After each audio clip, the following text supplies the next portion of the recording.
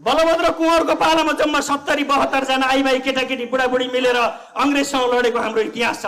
त्यो इतिहासमा त्यही 70 जना मध्येकी एकजना महिला सुत्केरी हुनुहुन्थ्यो। तर युद्ध रोकिने अवस्था थिएन, म सुत्केरी छु भनेर बस्ने अवस्था थिएन। त्यो बच्चालाई उहाँले छातीमा लपेट्नुभयो, पटुकाले बाँध्नुभयो र अंग्रेजसँग लड्न जानुभयो। त्यो आमा लड्दै जाँदाखेरि उहाँलाई गोली लाग्यो, उहाँ ढल्नुभयो, उहाँ मर्नुभयो। तर त्यो मरेको लासमाथि पनि त्यो बच्चाले दुध खाइरहेको थियो। त्यही इतिहास पनि कुनै नेपालीले लेखेन, अंग्रेजले लेख्यो। इतिहासका विद्यार्थीले हेर्नुहोस् हाम्रो नेपालको इतिहास।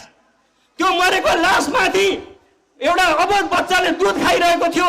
त्यसरी हाम्रा आमा बुवाहरू लडेर बनाएको यो मुलुक, यी हामीले छानेका छुलिया नेताहरूले 5 स्टार होटलमा बसेर विदेशी रक्सी र मासु खाएर हाम्रो देश पटक पटक बेचे।